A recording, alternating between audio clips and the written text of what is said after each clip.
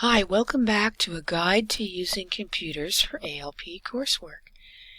This video talks about Teams, which is an app we use to work together in real time. Teams is an Office 365 app. You can use Teams to chat with, as in message, an instructor, classmate, or NSCC staff member.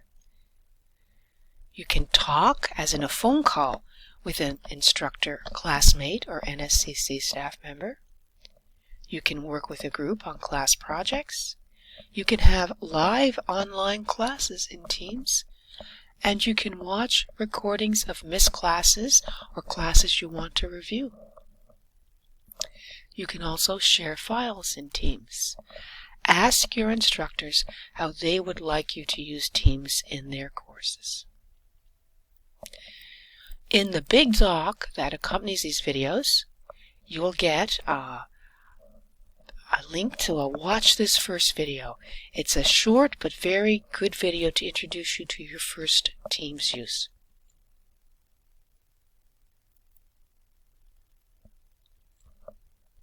Remember that Teams is an Office 365 app. So you use Teams from the Office dashboard. That's the best way to access Teams. You can install Teams on your PC or Mac. That's recommended, and it is a free app at the Microsoft Store or the Mac Store. You can also download Teams on a mobile device, and there are links that you can click through in your big doc for a little video to show you how to install on an Android or an iPhone. They're very good videos. And there's also a video on learning how to use Teams. So, you will see screens like this for joining a Teams meeting. But don't worry, for your first meetings you'll receive invitations with links for joining the meetings. That's all you need to start. Then you look for, usually it's kind of a lavender purple join Microsoft Teams meeting. So how to join your Teams session? To get all the features in Teams, join through your Office 365 dashboard. To do that, you log on to Office 365, and the best place to do that is the nscc.ca homepage. You look over to the login place on your right, and then down to join Office 365. Your dashboard looks something like this. Down in your left corner, depending on the device, you will usually see your Teams link. Once you get used to Teams, start looking for the calendar icon. It says calendar, and it has a little icon with that's supposed to be a physical calendar. And again, you look for that join button.